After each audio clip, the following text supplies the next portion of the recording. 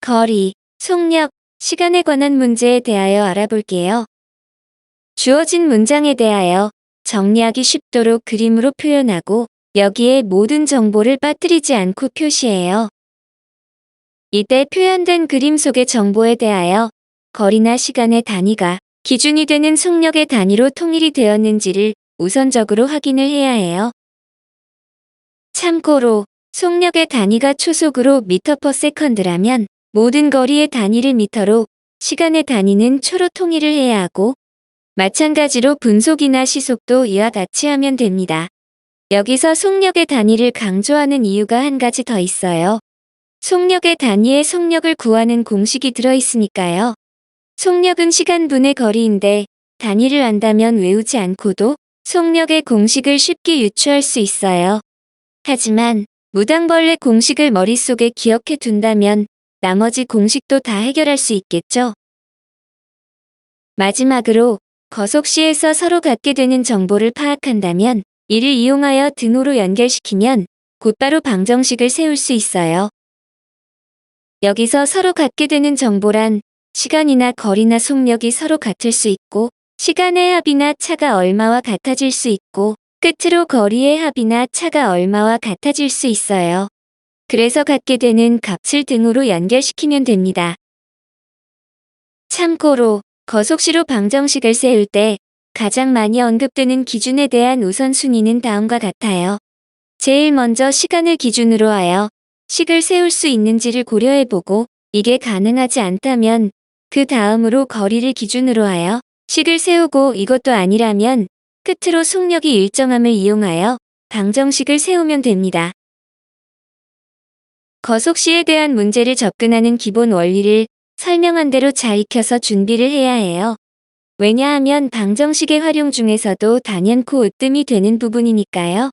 거속시의 문제의 유형도 아주 다양하고 각각의 유형에 따라 식을 세우는 방식도 다르므로 이 거속시 문제를 완전 정복한다면 그 외의 나머지 활용 문제들은 쉽게 풀 수 있다는 자신감이 넘쳐날 거예요.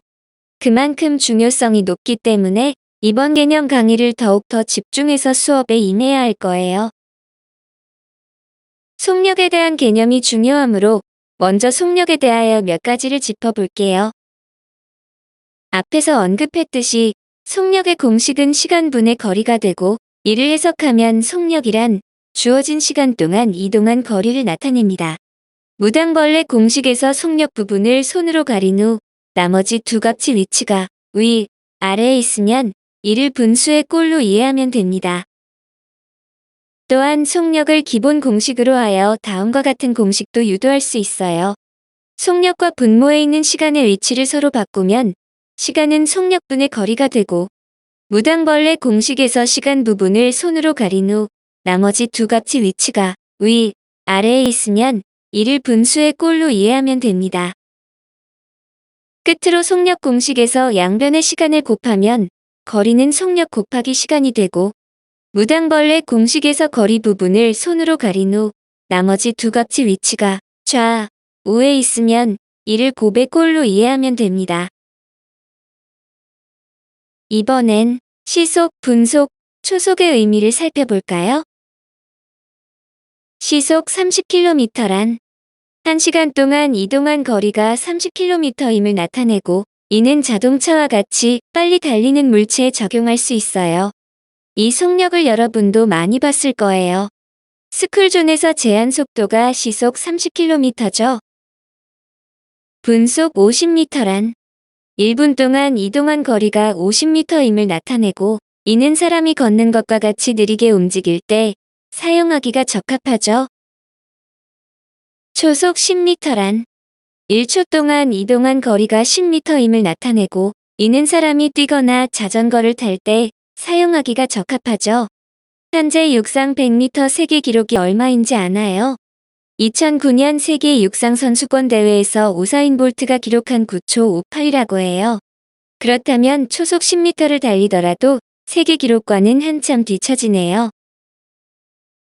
우리나라의 육상 100m의 기록을 알아보면 김구경 선수가 2017년 코리아 오픈 국제 육상 경기 대회 남자 100m 결승전에서 10초 07로 한국 신기록을 세웠다고 해요.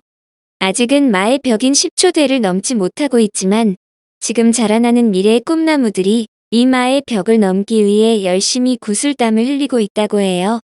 2022년 전국소년체전 때 중등부 100m에서 대구 대표 김동진 선수가 10초 73으로 한국 남자 중등부 신기록을 세우며 우승을 했다고 해요. 많은 관심과 응원으로 마의 벽 10초대를 허물 수 있도록 격려해 줍시다. 거속시 문제에서 지금까지 배운 방정식을 세우는 원리를 각 예제에 적용시켜서 어떻게 식이 만들어지는가를 구체적으로 살펴볼까요? 도중에 속력이 바뀌는 문제에 대한 예제. 두 지점 사이의 거리가 70km이다. 자동차를 타고 처음에는 시속 80km로 가다가 늦을 것 같아 시속 100km로 가서 총 48분이 걸렸을 때 시속 80km로 간 거리는? 시속 80km로 간 거리를 모르지만 아는 것처럼 xkm라 하고 문제에 주어진 정보를 그림으로 나타내 볼까요? 자동차가 시속 80km로 간 거리가 xkm이므로 시속 100km로 간 거리는 70 빼기 xkm가 되고 총 거리를 가는데 걸린 시간은 48분이 됩니다. 문제에서 주어진 모든 정보를 이렇게 그림 속에 다 나타냈어요. 그런데 여기서 속력의 단위가 시속으로 되어 있으므로 그에 따른 시간도 분이 아닌 시로 통일을 해야겠죠. 그래서 48분을 60분의 48시간으로 고쳐야 해요. 이제 등식을 세워야 하는데 먼저 서로 같게 되는 값을 찾아야겠죠. 방정식을 세울 때의 우선순위를 기억하나요? 시간 다음에 거리, 거리 다음에 속력의 순으로 생각을 해봐야 해요. 속력이 다른 구간에 대한 걸린 시간의 합이 전체 걸린 시간과 같네요. 그래서 시간의 합으로 식을 세우면 시간은 속력분의 거리가 되므로 좌변은 속력이 다른 구간에 대한 걸린 시간의 합으로 식을 세우면 80분의 x 더하기 100분의 70 빼기 x가 되고 우변은 총 걸린 시간이므로 60분의 48이 되며 이를 등호로 연결시키면 됩니다. 물론 방정식을 구하기 위해서는 우변을 약분하여 간단히 한 후 분모의 최소 공배수를 곱하여서 해를 구하면 되겠죠. 예제. 등산을 하는데 올라갈 때는 시속 3km로 걷고 내려올 때는 올라갈 때보다 2km 더 긴 다른 길로 시속 4km로 걸어서 모두 4시간이 걸렸을 때 올라갈 때 걸은 거리는? 올라간 거리를 모르지만 아는 것처럼 xkm라 하면 내려올 때는 올라갈 때보다 2km 더 긴 다른 길로 왔으므로 내려간 거리는 x 더하기 2km가 되고 이제 문제에 주어진 정보를 그림으로 나타내 볼까요? 올라갈 때 시속 3km로 간 거리가 xkm이고 내려올 때 시속 4km로 간 거리는 x 더하기 2km가 되고 총 거리를 가는데 걸린 시간은 4시간이 됩니다. 문제에서 주어진 모든 정보를 이렇게 그림 속에 다 나타냈고 거리와 시간의 단위도 속력의 단위로 통일이 되어 있네요. 이제 등식을 세워야 하는데 먼저 서로 같게 되는 값을 찾아야겠죠. 등산할 때 걸리는 시간과 하산할 때 걸리는 시간의 합이 전체 걸린 시간과 같네요. 그래서 시간의 합으로 식을 세우면 시간은 속력분의 거리가 되므로 좌변은 등산할 때 걸리는 시간과 하산할 때 걸리는 시간의 합으로 식을 세우면 3분의 x 더하기 4분의 x 더하기 2가 되고 우변은 총 걸린 시간이므로 4가 되며 이를 등호로 연결시키면 됩니다. 시간의 차에 관한 문제의 예제. 두 지점을 자동차로 왕복하는데 시속 60km로 달리는 것과 시속 70km로 달리는 것은 5분의 차가 생긴다고 할 때 두 지점 사이의 거리는? 두 지점 사이의 거리를 모르지만 아는 것처럼 xkm라 하고 이제 문제에 주어진 정보를 그림으로 나타내면 다음과 같아요. 속력이 다른 두 자동차의 왕복 시간의 차가 5분인데 속력의 단위에 맞게 60분의 5시간으로 변경하고 이제 등식을 세워야겠죠? 같은 거리에 대하여 속력이 다른 두 자동차의 왕복 시간의 차를 이용하면 됩니다. 여기서 속력과 시간의 관계에 대하여 알아볼게요. 거리가 일정할 때 속력과 시간은 서로 반비례 관계가 돼요.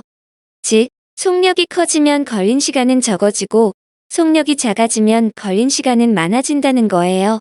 그러므로 속력이 작은 시속 60km로 왕복한 시간은 많이 걸리게 되고 속력이 큰 시속 70km로 왕복한 시간은 적게 걸린다는 겁니다. 시간의 차는 많이 걸리는 시간에서 적게 걸리는 시간을 빼면 되고 주의해야 할 것은 왕복 시간이므로 두 지점 사이의 거리의 2배가 왕복 거리가 돼요. 왕복 시간에 차로식을 세우면 시간은 속력분의 거리가 되므로 좌변은 많이 걸리는 시간인 60분의 2x에서 적게 걸리는 시간인 70분의 2x를 빼면 되고 우변은 시간의 차가 60분의 5시간이므로 60분의 5가 되며 이를 등호로 연결시키면 됩니다. 물론 방정식을 구하기 위해서는 우변을 약분하여 간단히 한 후 분모의 최소 공배수를 곱하여서 해를 구하면 되겠죠. 시간의 차를 두고 출발하는 문제의 예제.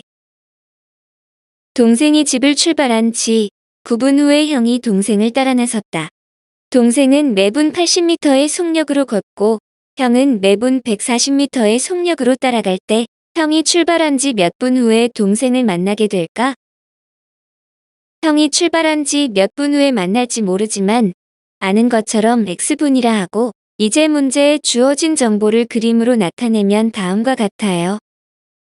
동생이 먼저 분속 80m로 걷고 있고 9분 후에 형이 출발해서 분속 140m로 따라가서 서로 만났다. 여기서 만났다는 것은 두 형제의 이동거리가 서로 같음을 나타냅니다. 이동거리를 구하기 위해서 두 형제의 이동시간을 정해야겠지요. 형의 이동시간은 x분이고 동생은 형보다 9분 전부터 걷고 있었기 때문에 형의 걷은 시간보다 9분만큼 더 길어지므로 동생은 x 더하기 9분이 됩니다. 이때 주의해야 할 것은 동생이 형보다 9분 전에 출발한다고 해서 동생은 x 빼기 9분으로 잘못 푸는 경우가 있어요. 앞에서도 언급했듯이 같은 거리에 대하여 속력이 클수록 시간은 작아지고 속력이 작을수록 시간은 많아져요. 동생의 속력이 작아서 걸리는 시간은 더 많아지므로 x 더하기 9분이 되겠죠. 식을 세우기 위해서 이동거리가 같음을 이용하면 거리는 속력 곱하기 시간이므로 동생의 이동거리는 80 괄호 x 더하기 9 괄호이고 형의 이동거리는 140 곱하기 x이며 이들을 서로 같기 때문에 등호로 연결시키면 됩니다. 마주보고 출발하는 문제의 예제. 대한이와 민국인의 집 사이의 거리는 1.4km이다. 대한이는 매분 60m로 민국이는 매분 80m로 각자의 집에서 상대방의 집을 향해 동시에 출발할 때 두 사람은 출발한 지 몇 분 후에 만날까? 두 사람은 출발한 지 몇 분 후에 만날지 모르지만 아는 것처럼 x분 후 만난다고 하고 이제 문제에 주어진 정보를 그림으로 나타내면 다음과 같아요. 두 사람이 출발한 지 x분 후 만나게 되고 속력의 단위로 통일시키기 위해 1.4km를 1400m로 고쳐야겠죠. 두 사람이 같은 시간 동안 움직이고 만난다는 것은 두 사람의 움직인 거리의 합이 일정하게 돼요. 그래서 거리의 합으로 식을 세우면 좌변은 두 사람의 움직인 거리의 합이므로 60x 더하기 80x이고 우변은 1400이 되고 이를 등호로 연결시키면 됩니다. 호수나 운동장 트랙의 둘레에 대한 문제. 먼저 두 사람이 둘레의 길이가 Lm인 호수를 서로 반대 방향으로 돌면 그림에서와 같이 x분 후 두 사람이 걸은 거리의 합이 호수 둘레의 한 바퀴가 되고 이번엔 두 사람이 둘레의 길이가 Lm인 호수를 서로 같은 방향으로 돌면 그림에서와 같이 x분 후 두 사람이 걸은 거리의 차가 호수 둘레의 한 바퀴가 됩니다. 호수나 운동장 트랙의 둘레에 대한 문제의 예제. 둘레의 길이가 6,000m인 호숫가를 하늘 위와 바다가 같은 지점에서 서로 반대 방향으로 동시에 출발하였다. 하늘 위는 분속 70m, 바다는 분속 80m의 속력으로 걸었다면 두 사람은 출발한 지 몇 후에 처음으로 다시 만나게 될까? 출발 후 두 사람이 처음으로 다시 만나는 시간을 모르지만 아는 것처럼 x분이라고 하고 이제 문제에 주어진 정보를 그림으로 나타내면 다음과 같아요. 두 사람이 반대 방향으로 걸어서 x분 후 처음으로 다시 만남으로 두 사람의 걸은 거리의 합이 호수의 둘레 6,000m가 돼요. 거리는 속력 곱하기 시간이고 거리의 합으로 식을 세우면 좌변은 두 사람이 걸은 거리의 합으로 70x 더하기 80x이고 우변은 6,000이므로 이들을 등호로 연결시키면 됩니다. 기차가 다리 또는 터널을 지나는 문제. 기차가 다리 위 또는 터널 안을 완전히 통과하는 데 걸리는 시간에 대하여 알아볼게요. 다리를 통과하는 시간을 구하기 위하여 다음의 그림을 이용해 볼게요. 먼저 기차의 첫 부분이 다리의 시작 부분에 닿기 시작하는 순간에 잰 시간을 1이라 하고 기차의 마지막 부분이 다리의 시작 부분에 걸치는 순간에 잰 시간을 2라 하고 기차의 첫 부분이 다리의 끝 부분에 걸치는 순간에 잰 시간을 3이라 하고 기차의 마지막 부분이 다리의 끝 부분에 걸치는 순간에 잰 시간을 4라 하면 기차가 다리를 통과하는 데 걸리는 시간은 기차가 1에 있을 때, 즉 기차의 첫 부분이 다리의 시작 부분에 닿기 시작하는 순간부터 기차가 4에 있을 때, 즉 기차의 마지막 부분이 다리의 끝 부분에 걸치는 순간까지의 시간이에요. 그래서 기차가 다리를 통과하는 시간에 대한 기차의 위치를 깜빡이는 기차로 표현했어요. 깜빡이는 기차 사이의 거리가 기차가 다리를 통과하는 시간 동안 기차가 움직인 거리를 의미하며 이것은 다리의 길이에 기차의 길이를 더하면 되지요.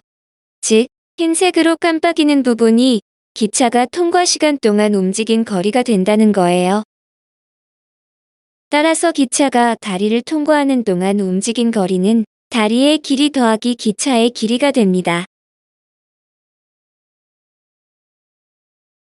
이번엔 기차가 다리 위 또는 터널 안에 있는 시간에 대하여 알아볼게요. 다리 위에 있는 시간을 구하기 위하여 다음의 그림을 이용해 볼게요.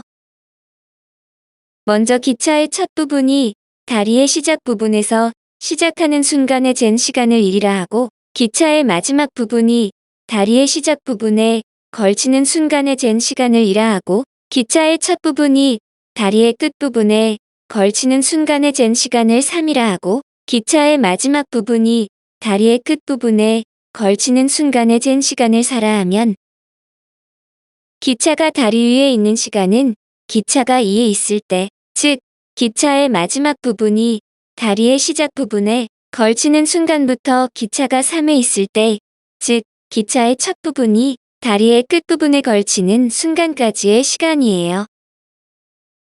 그래서 기차가 다리 위에 있는 시간에 대한 기차의 위치를 깜빡이는 기차로 표현했어요. 깜빡이는 기차 사이의 거리가 기차가 다리 위에 있는 시간 동안 기차가 움직인 거리를 의미하며 이것은 다리의 길이에 기차의 길이를 빼면 되지요. 즉, 흰색으로 깜빡이는 부분이 기차가 다리 위에 있는 시간 동안 움직인 거리가 된다는 거예요. 따라서 기차가 다리 위에 있는 동안 움직인 거리는 다리의 길이 빼기 기차의 길이가 됩니다.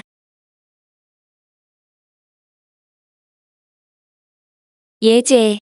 일정한 속력으로 달리는 열차가 있다.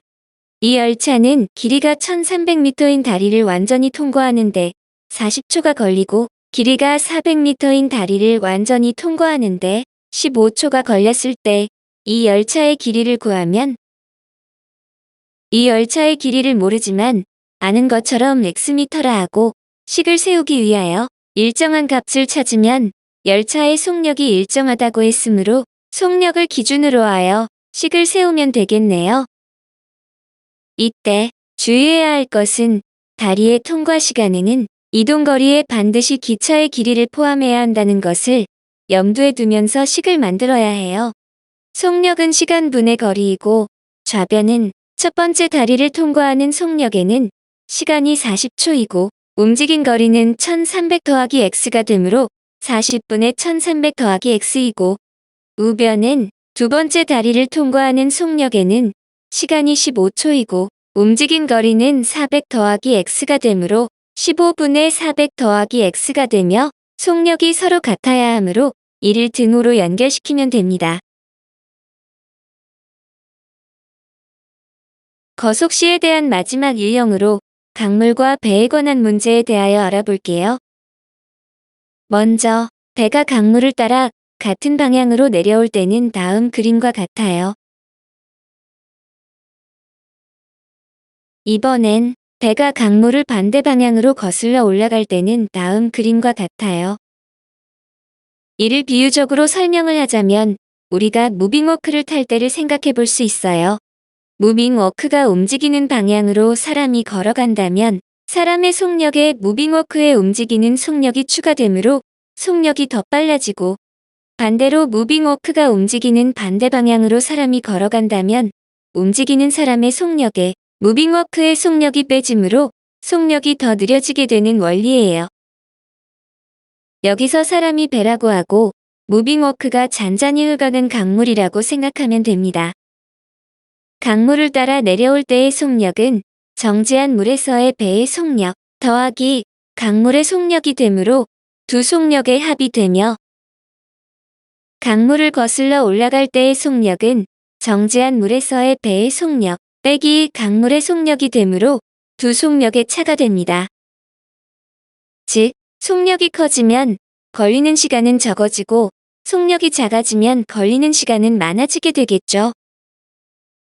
강물과 배에 관한 문제의 예제.